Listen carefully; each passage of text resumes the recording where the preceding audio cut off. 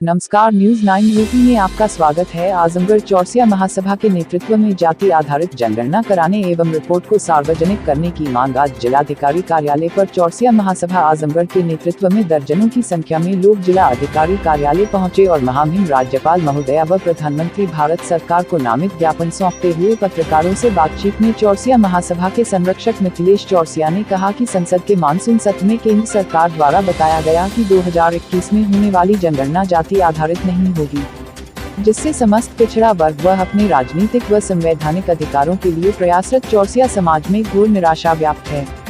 जाति जनगणना होने से सरकार को पिछड़े व कमजोर वर्ग की वास्तविक संख्या की सही जानकारी होगी।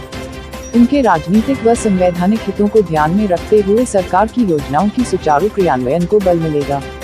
चौरसिया समाज राजनीतिक रूप से स्वयं को ठगा हुआ महसूस करता है। ऐसे में जनसंख्या के अनुपात का वास्तविक जानकारी न होने के कारण हमारे समाज का अस्तित्व दिशाहीन सा प्रतीत हो रहा है।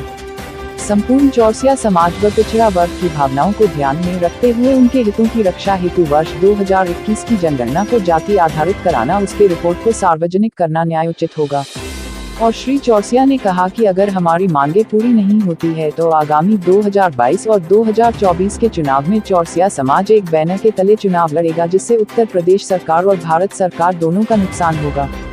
इस मौके पर ज्ञापन देने वालों में अरुण कुमार चौरसिया, राकेश मौर्य पिछड़ा संवाद, सुरेश चौरसिया ब्लॉक अध्यक्ष में नगर, गिरजानंद चौरसिया संगठन मंत्री, परितोष कुमार चौरसिया जिला उपाध्यक्ष केसरिया हिंदू वाहिनी, संजीव कुमार यादव सिविल लाइन जिला उपाध्यक्ष, राजेश चौरसिया संरक्षक, हरीश चंद्र चौरसिया मीडिया प्रभारी, सत्यानंद चौरसिया, दुष्यंत चौरसिया, कृष्णा चौरसिया युवा जिलाध्यक्ष उपस्थित रहे। Bureau report, Azamgarh. जिंदाबाद जिंदाबाद जिंदाबाद जिंदाबाद जिंदाबाद जिंदाबाद। सरकार से है कि हमारी संख्या हमको बताई जाए।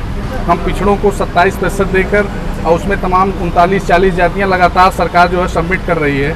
एक ही कमरे में ऑलरेडी 79 जातियां हैं और उसमें 39 लोगों को और डाल दिया गया। एक ही कमरे में स्पेस जो है क्यों घटाया जा रहा है? अगर स्पेस जो है घटाया जा रहा है तो हमारा आरक्षण भी बढ़ना चाहिए, पहली चीज़। दूसरी चीज़, जातिगत जनगणना। अगर कोई समाज ये कहता है मैं 18% हूँ, कोई कहता है मैं 20% हूँ, कोई कहता है 16% हूँ और 100 में सब हैं, तो क्यों ना सबको जातिगत जनगणना, जातिगत आधारित जनगणना क्यों ना सरकार करवाए, कर्नाटक मॉडल की तरह। जिस तरह से वहाँ विश्वरमैया जो है मुख्यमंत्री 2015 में कर्नाटक के जातिगत जनगणना करवाए, आखिर वहाँ 64% आबादी पिछड़ों की निकली। जो सामंती समाज की बात लोग करते हैं कि हम 20% है, 24% है, 16% है, वह समाज ही लाभ ले रहा है और ऊपर से इस सरकार ने उसे EWS भी दे दिया 10%। जो लोग ऑलरेडी मतलब व्यवस्थित है उनको और व्यवस्था अलग से दी गई, जबकि हमारे समाज को हम 54% लोग हैं और वो भी क्लियर नहीं 52 है कि 60 है, हम बढ़े हैं घटे तो हैं नहीं, और उस पर भी हमें मात्र 27% सिमटा कर और भी लोगों को उसमें एडिट किया जा रहा है। हम इसकी मांग सरकार से करते हैं कि जातिगत जनगणना सबसे पहले 2022 का सेंसस जो होना चाहिए वो जातिगत आधार पे होना चाहिए। मैं मिथिलेश चौरसिया, संरक्षक चौरसिया महासभा आजमगढ़। क्या समस्या थी, क्या आधार पर कार्यालय पे आए? और समस्या ये है कि भारत सरकार द्वारा पिछड़ा समाज को आरक्षण देने की बात कही जाती है, लेकिन 2021 के सत्र में जब मानसून सत्र संसद में बैठा तो आदरणीय प्रधानमंत्री जी द्वारा संसद सत्र को बर्खास्त कर दिया गया और पिछड़ा वर्ग के जो भी जातियां हैं उन्हें आरक्षण विहीन कर दिया गया।